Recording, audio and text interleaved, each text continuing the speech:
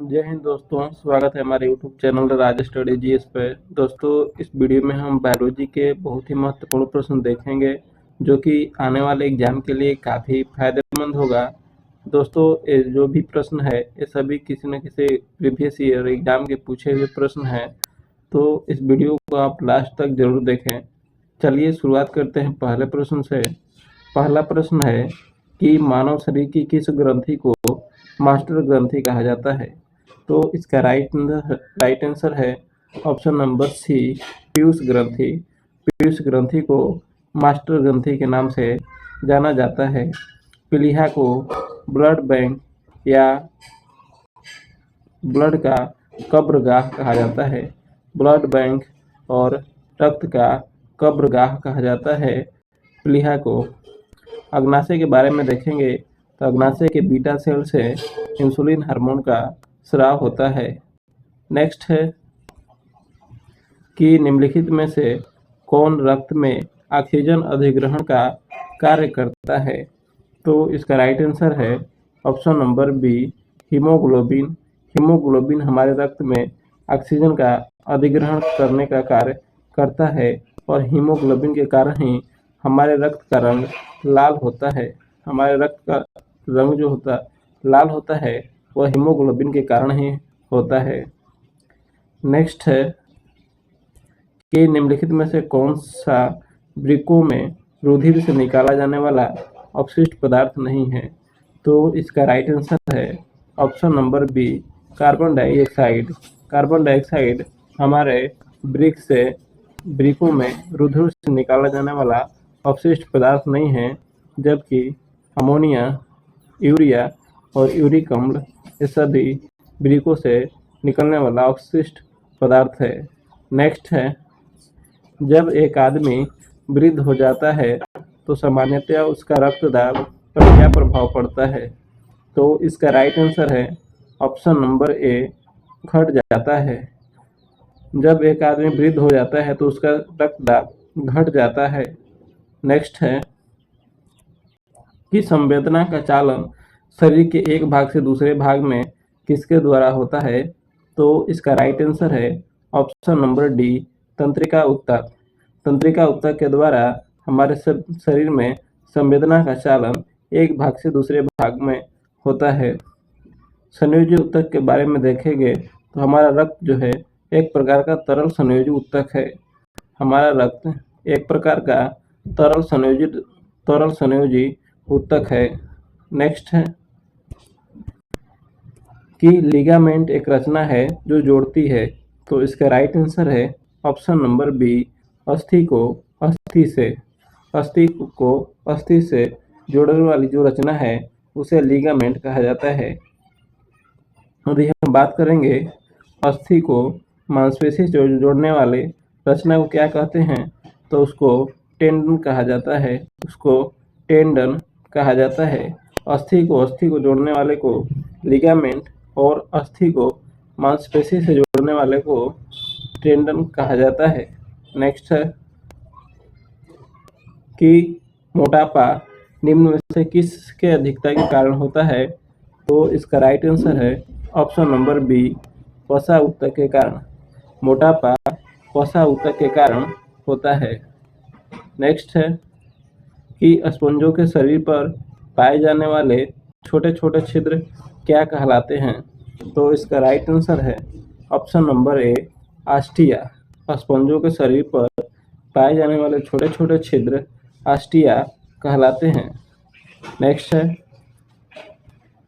कि निम्न में से किसके अधपके मांस खाने से फीता कृमि मनुष्य की आंत में पहुंचता है? तो इसका राइट आंसर है ऑप्शन नंबर डी, सुअर के अधपके मांस खाने से फीता कृमि मनुष्य की आंत में पहुंचता है। और टाइफाइड एक बीमारी है जो कि आंत को प्रभावित करता है। नेक्स्ट है कि किसी मनुष्य के शरीर का सामान्य तापक्रम क्या होता है? तो इसका राइट आंसर है option number A, 98 Fahrenheit. 98 Fahrenheit किसी मनुष्य के शरीर का सामान्य तापक्रम होता है। नेक्स्ट है कि पानी का घनत्व किस ताप पर अधिकतम होता है? तो इसका राइट आंसर है option number B 4 degree Celsius पर। पानी का घनत्व किस ताप पर अधिकतम होता है? तो इसका राइट आंसर हो जाएगा 4 डिग्री सेल्सियस पर। जबकि यदि आपको पूछ दे कि पानी का जो आयतन होता है सबसे कम किस पे होता है, तो इसका राइट आंसर भी 4 डिग्री सेल्सियस होता है। पानी का घनत्व अधिकतम 4 डिग्री सेल्सियस पर और पानी का आयतन न्यूनतम 4 डिग्री सेल्सियस पर होता है। नेक्स्ट है कि मैक अंकों का प्रयोग वेग के संबंध में किया जाता है। तो इसका राइट आंसर है ऑप्शन नंबर सी वायुयान के गति को मापने में मैक संख्या का प्रयोग किया जाता है।